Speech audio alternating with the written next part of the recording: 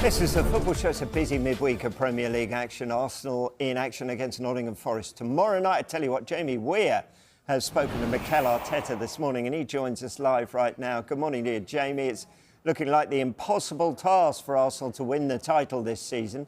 But how is Arteta seeing it?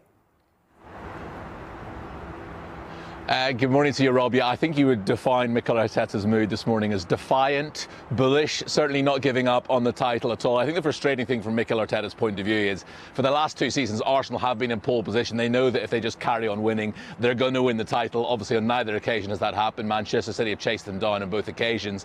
But this time, they're trying to play catch-up, and they're looking at a side 11 points clear of them who just do not look like dropping points. And I think that is the real frustration from Arsenal's point of view, that they're kind of powerless, just watching Liverpool head to the Etihad on Sunday and turn over the champions with relative ease. So he was saying, Mikel Arteta, that it was a really difficult weekend for them. Their result at the Emirates combined with Liverpool's result at the Etihad. But he came armed with some stats as well, Mikel Arteta, this morning. He said that going into the weekend, in their previous 15 games, Arsenal had won 10, drawn 5. Liverpool had won 10, drawn 5. They had the same goal difference of plus 23. So he had all the stats on hand, but he was saying that the weekend was really difficult because just when you want to get some forward momentum, that defeat against West Ham has really rocked them back on their heels. But when asked if he was giving up on the title, I knew he was going to give this response anyway, Rob, but he said they were absolutely not giving up just yet. And on two separate occasions, he used these exact 4 words: over my dead body. Have a listen to this.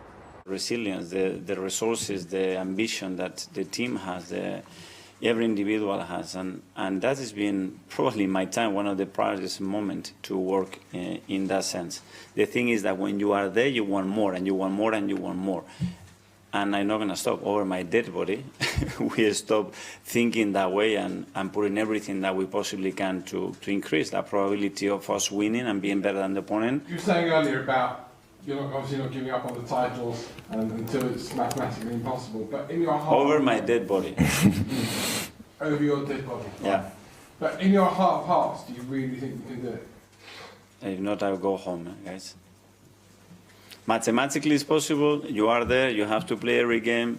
Suddenly, 3 days ago, we could close the gap, and you are like, you are 1.5 games away. It doesn't matter. We have to continue to go. If the difficulty is higher 3 days ago, yet it is higher. You want to win the Premier League, you're going to have to do something special. You're going to have to win this Premier League with the circumstances that we have.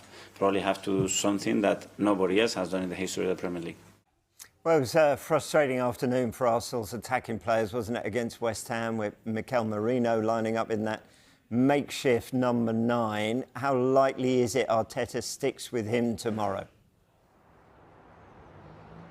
Yeah, I think sort of reading between the lines, Rob, it's probably fairly likely, just given how limited options that he has against Leicester. They're in the same position, only 3 recognised forward players, Trossard, Nwaneri and Sterling. Trossard played as the 9 that day. It didn't work for 80 minutes. Off came Mikel Merino from the bench, scored 2 goals, and it was all kind of papered over the cracks, really. It was seen as a masterstroke from Mikel Arteta. Now, you could read into that, well, just where Leicester are at the moment, that Ruud van Nistelrooy hadn't really it was an unknown quantity what Mikel Merino was going to be like as a false 9. They weren't able to deal with it. Well, Graham Potter had certainly done his homework before Saturday, and they were able to deal with Mikel Merino with relative ease. But I did ask Mikel Arteta, look, is it still an option going forward to play Merino as 9 with wide players either side of him? Was it just a bad day at the office on Saturday? And he seemed to imply that that was the case. In relation to the opposition and the options that we have, and then what the team generates as well. So especially the attacking players depend a lot on what the team is generating, the chemistry, on the fluidity, the areas that we are hitting, how we interacting with each other. And it worked really well against Leicester, and it didn't work that way the other day because there were a lot of things missing. And it doesn't get any easier, does it, Rob? They head to the City ground tomorrow, bound to be a tough game, second against third in the league. Are Arsenal giving up on the that they need if they are to win this title is kind of ebbing away, and I think the real start of that was the injury to Kai Havertz in Dubai. Obviously they got away with it against Leicester last week when Mikel Merino was repurposed as a centre forward to spectacular effect, but I don't think anyone in the Arsenal fan base, or probably even in the Arsenal club itself, really thought that the Merino up front thing was going to be sustainable for the next few weeks at least. And as it proved yesterday when West Ham were the better team. They defended deep and said, come on then, Arsenal, what have you got? And Arsenal didn't have much, to be honest, going forward. And I do think people will look back at this title race and think that Havertz injury was probably the defining moment in the end from Arsenal's point of view anyway.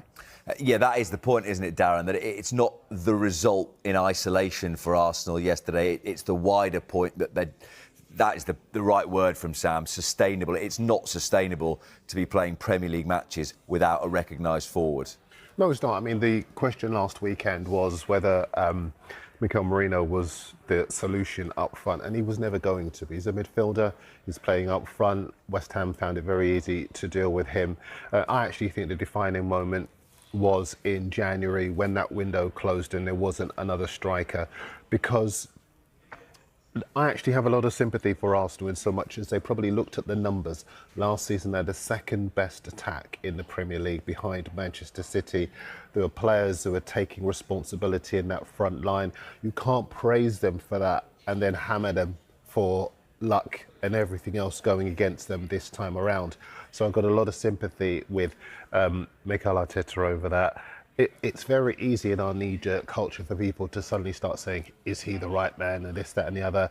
But when you look at what he's built, when you look at the fact that they still do have the best defensive record in the Premier League this season, which is quite curious actually, considering they've only got 2 clean sheets in their last 8 games.